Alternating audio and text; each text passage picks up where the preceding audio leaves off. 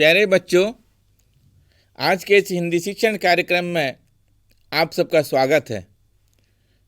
बच्चों, पिछली कक्षा में हमने जेल में मेरे मित्र पाठ का अध्ययन किया था, जिसके लेखक पंडित जवाहरलाल नेहरू हैं। ये उन्हीं की कहानी है, उन्हीं की जेल जीवनी है और उन्हीं के द्वारा लिखी हुई है। तो समय की पाबंदी के कारण पिछली कक्षा में हमने इसको अधूरा छोड़ दिया था। आज इसको हम संपन्न करेंगे। पिछली कक्षा में हमने देहरादून जेल और लखनऊ जेल के बारे में अध्ययन किया था। अब चलो, आज का पाठ शुरू करने से पहले पिछले पाठ में हमने जो पढ़ाया था, एक बार उसका सार सुन लो। जैसा कि मैंने कहा था कि पंडित जवाहरलाल नेहरू स्वतंत्रता आंदोलन के दौरान बहुत बार जेल गए थे और उसी समय भिन्न भिन्न जेलों में रहकर उन जीव जंतुओं के बारे में जो अनुभव मिला, उसका विवरण उन्होंने इस पाठ में किया है। तो पंडित नेहरू देहरादून जेल में प्राय 14 महीना रहे। इतने लंबे समय तक वहां रहने के कारण उनको देहरादून जेल अपना घर जैसे लगने लगा था। वे दीवारों, छत, कड़ियों के प्रत्येक अंश से परिचित हो गए थे। उनको पहले लगता था कि उनकी कोठरी बिल्कुल उजड़ी हुई है, पर ध्यान से देखने पर पता चला कि उनका आंगन सूना नहीं है। वहाँ तरह तरह के कीड़े मकोड़े रहते थे। उनमें से कोई रेंगता था तो कोई फिसल कर चलता था। कई उड़ने वाले कीड़े भी थे। नेहरू जी और ये कीड़े मकोड़े कोई किसी को छेड़छाड़ नहीं करते थे, पर खटमल, मच्छर और मक्खियाँ उन्हें परेशान जरूर करते थे। और लखनऊ जेल में पेड़ों पर गिलहरियाँ रहती थीं। वे बड़े मज़े में तेजी से भागती थीं। लगता था वे एक दूसरे से आगे निकल कर जाने का खेल खेल रहे हों। पंडित नेहरू के निश्चल होकर पढ़ते लिखते समय एक गिलहरी बिना किसी भय से आकर उनकी गोद में बैठ जाती थी। ध्यान से उन्हें देखती थी और लगता था उसने अनुभव किया कि यह लेखक पेड़ नहीं है। लेखक के जरा से हिल जाने से वह भय से भाग जाती थी। जब गिलहरियों के छोटे बच्चे पेड़ों से नीचे गिर जाते थे, तब माताएं दौड़ आती थीं और उन्हें गेंद की तरह मुंह में दबाकर ले जाती थीं। कभी कभी बच्चे खो भी जाते थे। लेखक के एक मित्र ने ऐसे खोए हुए 3 बच्चों को अपने पास रखा था। एक बार गिलहरी के 3 बच्चे, नन्हे नन्हे बच्चे, नीचे गिर पड़े थे। सब कैदी इनके जीवित रहने के लिए चिंतित थे। लेखक ने कैदियों से कहा कि इन्हें छोड़कर हम दूर जाकर बरामद में बैठकर देखेंगे कि कब इनकी माँ गिलहरी आकर इन्हें उठा लेती है। पर धीरे धीरे रात होने लगी, लेकिन माँ गिलहरी नहीं आई। लेखक चिंतित हो उठे। दूसरे कैदी उन बच्चों को लेखक के कमरे में ले आए। उनके एक साथी पांडे ने चिंता व्यक्त की कि बच्चे पत्ता चबा नहीं सकेंगे या रोटी का चूरा भी खा नहीं सकेंगे। तो उसी समय दूसरे ने बोला कि बोतल से दूध पिलाने का उपाय। पर वहाँ ना बोतल थी, ना बोतल से दूध पिलाने की के लायक भी थे वो बच्चे। तो लेखक की दृष्टि स्याही भरने वाली एक नली पर पड़ी। उनके सुझाव से उसी में दूध भरकर बच्चों को पिलाने का प्रयास किया गया, पर बच्चे मुंह न खोल पाते, न पिलाने वाले नली को स्थिर रख पाते। इसलिए दूध कभी उनके नाक पर तो कभी जमीन पर गिरता था। सभी परेशान हो गए। उसी समय जेलर राम प्रसाद जी को एक उपाय सूझा। उन्होंने क्या किया, रुई लाए, नली में दूध डाला, नली की चारों ओर रुई लपेटी। अब दूध से रुई गीली हो गई। एक बच्चा गीली रुई से दूध चूसने लगा। बाकी 2 बच्चों को इस तरीके से दूध पिलाया गया। अब ये गिलहरी के 3 बच्चे सबके प्यारे बन गए। तो यहाँ तक हमने पिछली कक्षा में पढ़ा था। इसके आगे और कई जेलों में लेखक ने कैसे जीव जंतुओं के साथ अपनी मित्रता बनाई थी, आज अध्ययन करेंगे। सबसे पहले लेखक यहाँ अल्मोड़ा जेल के बारे में कहते हैं। देखो बच्चों, अल्मोड़ा जेल को छोड़कर जितनी जेलों में मैं गया वे सब कबूतरों से भरी रहती थीं। जेलों में हजारों कबूतर रहते थे और शाम को आकाश उनसे ढक सा जाता था। कहीं कहीं मैना भी रहती थी। देहरादून जेल की मेरी कोठरी में मैनाके के जोड़े ने अपना घोंसला बना रखा था। मैं उन दोनों को खिलाया पिलाया करता था। वे इतने पालतू हो गए थे कि यदि सुबह या शाम उन्हें खाना मिलने में जरा सी देर हो जाती तो वे चुपचाप मेरे पास बैठ जाते और जोर से चिल्लाकर अपना भोजन मांगने लगते थे। उनकी क्रियाएं और चिल्लाहट सुनकर बड़ा आनंद आता। तो बच्चों, यहाँ पे लेखक कहते हैं कि जब वो अल्मोड़ा जेल में थे तो अल्मोड़ा जेल को छोड़कर दूसरे जेलों में काफी संख्या में कबूतर रहते थे। तो शाम को उनके लौटते समय सारा आकाश कबूतरों से ढक सा जाता था। देहरादून जेल में लेखक की कोठरी में मैना का एक जोड़ा भी रहता था। लेखक रोज उन्हें खिलाते पिलाते थे। वे पालतू बन गए थे। सुबह शाम सही वक्त पर भोजन ना मिलने से वे चिल्लाकर अपना भोजन मांगते थे लेखक से, और उनका यह कार्य लेखक को बड़ा आनंद देता था। अब देखो बच्चों, नैनी जेल के बारे में लेखक क्या कहते हैं। नैनी जेल में हजारों तोते रहते थे। एक बहुत बड़ी संख्या मेरी बैरक की दीवारों पर रहा करती थी। उनके प्रेम में बातचीत देखने वाली होती थी। उनकी नोक झोंक सुनने का आनंद तो अनोखा ही था। देहरादून में सैकड़ों प्रकार की चिड़ियाँ थीं। वे गाती चहचहाती मधुर ध्वनि करती थीं। इनमें सर्वश्रेष्ठ कोयल की पुकार रहती थी। उसकी कुहू को सुन हम अब इतने आनंदित हो उठते थे और भूल जाते थे कि जेल में हैं। तो बच्चों, लेखक का कहना है कि नैनी जेल में बैरक की दीवारों पर बहुत से तोते रहते थे।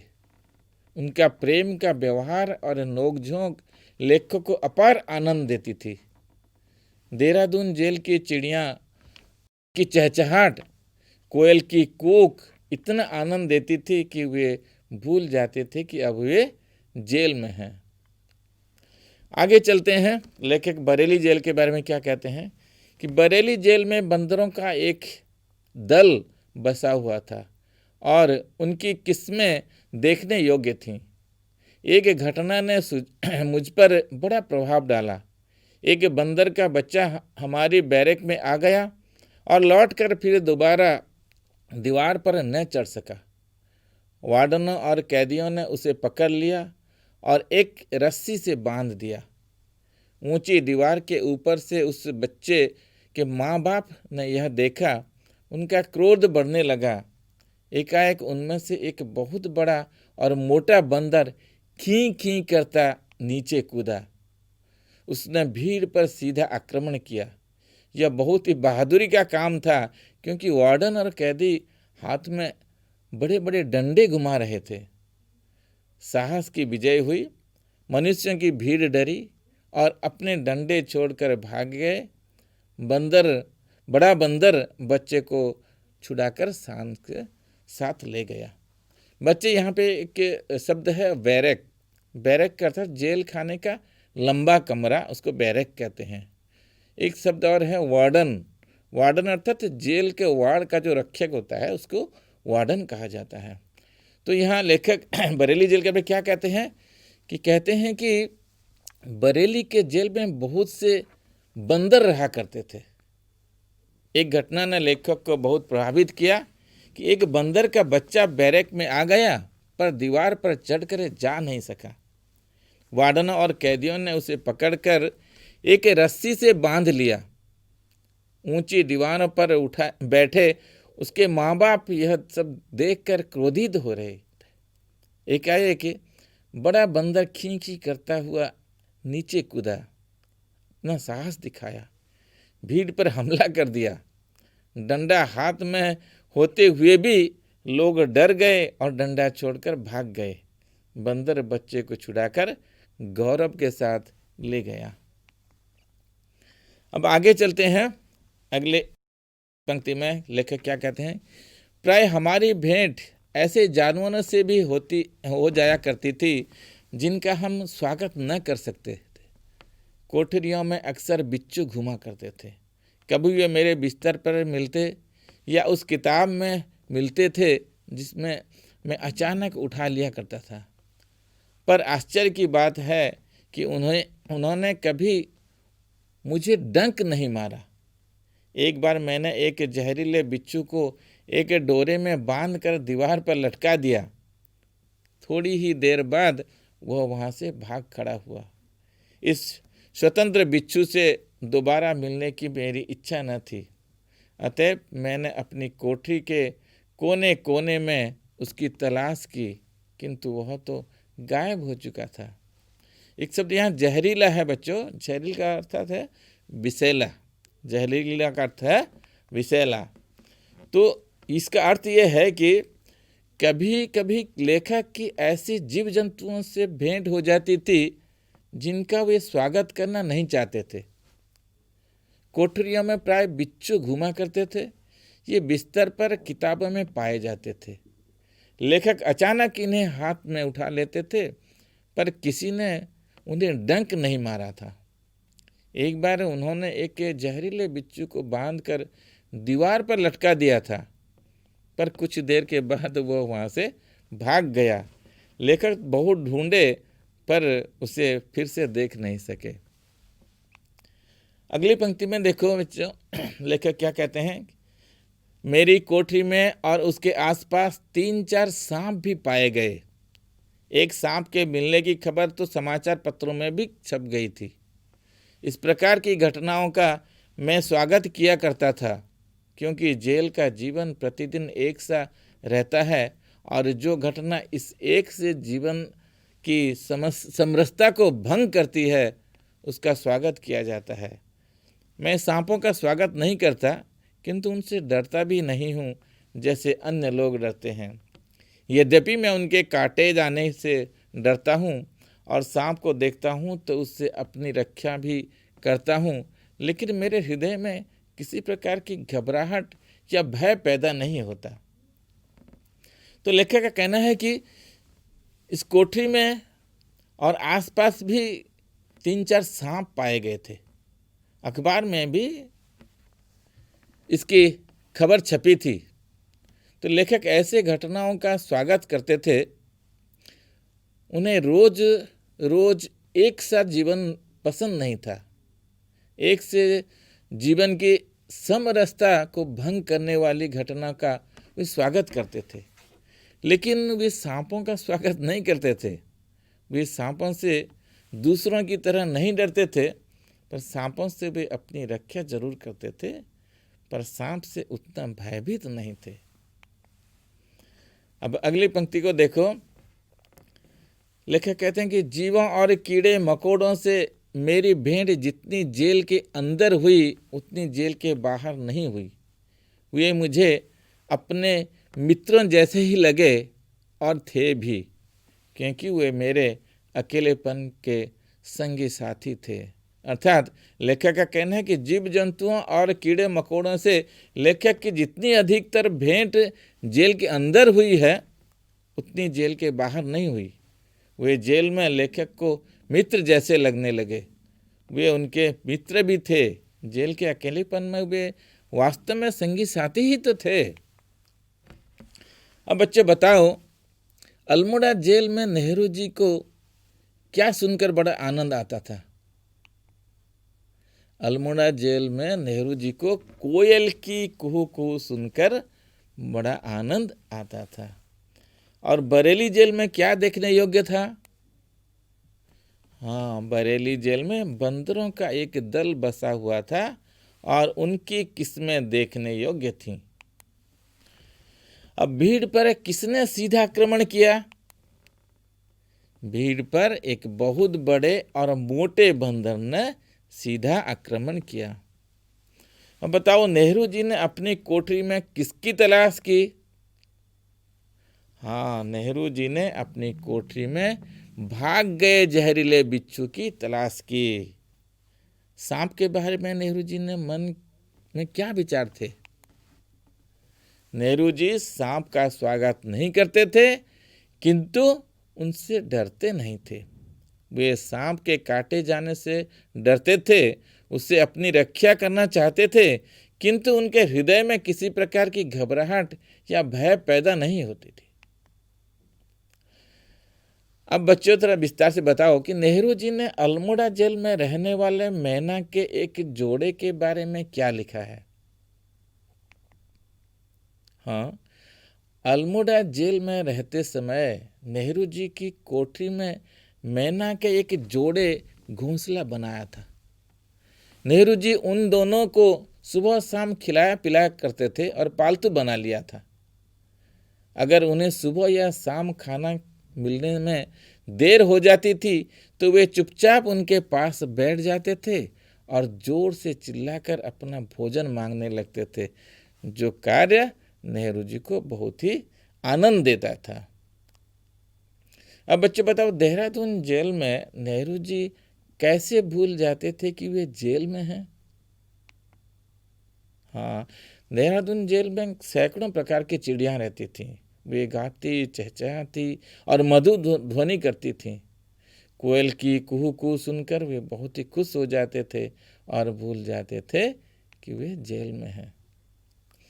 उसी प्रकार बरेली जेल में बंदर के साहस की कैसे विजय हुई?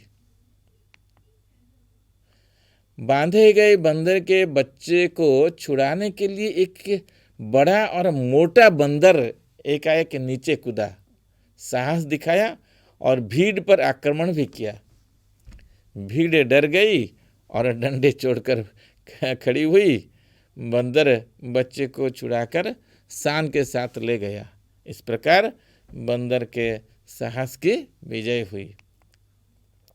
बताओ, बरेली जेल के बिच्छू के बारे में नेहरू जी के क्या विचार थे? बरेली जेल में नेहरू जी की कोठरी में अक्सर बिच्छू घूमते थे। वे कभी कभी बिस्तर पर या किताब में मिलते थे। एकाएक नेहरू उन्हें उठा लेने पर भी उन्हें किसी ने डंक नहीं मारा था। एक बार एक जहरीला बिच्छू को उन्होंने बांध कर लटका दिया था, पर वह कहीं भाग गया था। तो बच्चों, आज के इस पाठ को एक बार पुनः सुन लो, गौर से ध्यान से सुनो बच्चों। पंडित नेहरू देहरादून जेल में प्राय 14.5 महीना रहे। इतने लंबे समय तक वहां रहने के कारण उनको देहरादून जेल अपना घर जैसा लगने लगा। वे दीवारों, छत, कड़ियों के प्रत्येक अंश से परिचित हो गए। उनको पहले लगता था कि उनकी कोठरी बिल्कुल उजड़ी हुई है, पर उनका आंगन सूना नहीं था। वहाँ तरह तरह के कीड़े मकोड़े रहते थे। उनमें से कोई रेंगता था तो कोई फिसल कर चलता था। कई उड़ने वाले कीड़े भी थे। नेहरू जी और ये कीड़े मकोड़े कोई किसी को नहीं छेड़ते थे, पर खटमल, मच्छर और मक्खियाँ उन्हें परेशान करते थे। अब लखनऊ जेल में पेड़ों पर गिलहरियाँ रहती थीं। वे बड़े मज़े में तेजी से भागती थीं। लगता था कि वे एक दूसरे से आगे निकल जाने का खेल खेल रहे हों। पंडित नेहरू के निश्चल होकर पढ़ते लिखते समय एक गिलहरी बिना किसी भय से आकर उनकी गोद में बैठ जाती थी। ध्यान से उन्हें देखती थी। लगता था उसने अनुभव किया कि लेखक पेड़ नहीं है, तो लेखक जरा सा हिल जाने से वह भय से भाग जाती थी। जब गिलहरियों के छोटे बच्चे पेड़ों से नीचे गिर जाते थे, तब माताएं दौड़ आती थीं और उन्हें गेंद की तरह गोल कर मुंह में दबाकर ले जाती थी। कभी कभी बच्चे खो जाते हैं। लेखक के एक मित्र ने ऐसे खोए हुए 3 बच्चों को अपने पास रखा था। एक बार गिलहरी के 3 नन्हे नन्हे बच्चे नीचे गिर पड़े थे। सब कैदी उनके जीवित रहने के लिए चिंतित रहे। लेखक ने कैदियों से कहा कि इन्हें छोड़कर हम दूर जाकर बरामद में बैठकर देखेंगे कि कब इनकी माँ गिलहरी आकर इन्हें उठा लेती है। पर धीरे धीरे रात होने लगी, लेकिन माँ गिलहरी नहीं आई। लेखक चिंतित हो उठे। दूसरे कैदी इन बच्चों से को लेखक के कमरे में ले आए। उनके एक साथी पांडे ने चिंता व्यक्त की कि बच्चे तो पत्ता चबा नहीं सकेंगे या रोटी का चूरा भी खा नहीं सकेंगे। तभी एक दूसरा कैदी ने कहा, सुझाव दिया कि बोतल से दूध पिलाया जाए। पर वहाँ ना तो बोतल थी, न वे बोतल से दूध पीने के लायक हुए थे ये बच्चे। लेखक की दृष्टि स्याही भरने वाली एक नली पर पड़ी। उनके सुझाव से उसी में दूध भरकर बच्चों को पिलाने का प्रयास किया गया। बच्चे मुंह न खोल पाते थे, न पिलाने वाले नली को स्थिर रख पाते थे, इसलिए दूध कभी उनके नाक पर तो कभी जमीन पर गिरता था। सभी परेशान हो गए। तो इसी समय जेलर राम प्रसाद को एक उपाय सूझा। उन्होंने क्या किया, वे रुई लाए, नली में दूध डाला, नली की चारों ओर रुई लपेटी। अब दूध से रुई गीला हो गया। एक बच्चा गीली रुई से दूध चूसने लगा। बाकी 2 बच्चों को इसी तरीके से दूध पिलाया गया। अब ये गिलहरी के 3 बच्चे सबके प्यारे हो गए थे। फिर अल्मोड़ा जेल को छोड़कर दूसरे जेलों में काफी संख्या में कबूतर रहते थे। शाम को उनके लौटते समय सारा आकाश कबूतरों से ढक सा जाता था। देहरादून जेल में लेखक की कोठरी में मैना का एक जोड़ा रहता था। लेखक रोज उन्हें खिलाते पिलाते थे। वे पालतू हो गए थे। सुबह शाम सही वक्त पर भोजन न मिलने से वे चिल्लाकर अपना भोजन मांगते थे। उनका यह कार्य लेखक को बड़ा आनंद देता था। नैनी जेल में बैरक की दीवारों पर बहुत से तोते रहते थे। उनका प्रेम का व्यवहार और नोक झोंक लेखक को अपार आनंद देती थी। देहरादून जेल की चिड़िया की चहचहाट, कोयल की कूक इतना आनंद देती थी कि वे भूल जाते थे कि अब वे जेल में हैं। फिर बरेली जेल में बहुत से बंदर रहा करते थे। एक घटना ने लेखक को बहुत प्रभावित किया। एक बंदर का बच्चा बैरक में आ गया, पर दीवार पर चढ़कर जा नहीं सका। वार्डनों और कैदियों ने उसे पकड़कर एक रस्सी से बांध लिया। ऊंची दीवार पर बैठे उसकी माँ बाप यह सब देखकर क्रोधित हो गए थे। एकाएक एक बड़ा बंदर खीं खीं करता हुआ नीचे कूदा, साहस दिखाया, भीड़ पर हमला कर दिया। डंडा हाथ में होते हुए भी लोग डर गए और डंडा छोड़कर भाग गए। बंदर बच्चे को छुड़ाकर गौरव के साथ ले गया। कभी कभी लेखक को ऐसे जीव जंतुओं से भेंट हो जाती थी जिनका वे स्वागत करना नहीं चाहते थे। कोठरियों में प्राय बिच्छू घूमा करते थे। ये बिस्तर पर, कभी किताबों में भी पाए जाते थे। लेखक अचानक इन्हें हाथ में उठा लेते थे, पर किसी ने उन्हें डंक नहीं मारा था। एक बार उन्होंने एक जहरीला बिच्छू को बांधकर दीवार पर लटका दिया था, पर कुछ देर के बाद वह वहां से भाग गया। लेखक बहुत ढूंढने पर भी उसे फिर से देख नहीं सके। लेखक की कोठरी में और आसपास भी 3-4 सांप पाए गए थे। अखबार में भी इसकी एक खबर छपी थी। लेखक ऐसी घटनाओं का स्वागत करते थे। उन्हें रोज रोज एक सा जीवन पसंद नहीं था। एक से जीवन की समरसता को भंग करने वाली घटना का वे स्वागत करते थे। लेकिन वे सांपों का स्वागत नहीं करते थे। वे सांपों से दूसरों की तरह नहीं डरते थे। सांपों से भी अपनी रक्षा तो करते थे, पर सांपों से उतना भयभीत नहीं होते थे। जीव जंतुओं और कीड़े मकोड़ों से लेखक की जितनी अधिकतर भेंट जेल के अंदर हुई, उतनी जेल के बाहर नहीं हुई। वे जेल में लेखक को मित्र जैसे लगते थे। वे उनके मित्र भी थे, जेल के अकेलेपन में वे वास्तव में संगी साथी भी थे। तो बच्चों, आज के लिए इतना। मुझे आशा है कि पंडित जवाहरलाल नेहरू के द्वारा लिखी उनकी अपनी जीवनी, जेल जीवन की कहानी तुम्हें जरूर समझ में आई होगी, तुम्हें अच्छा लगा होगा। तो आज के लिए इतना ही। धन्यवाद।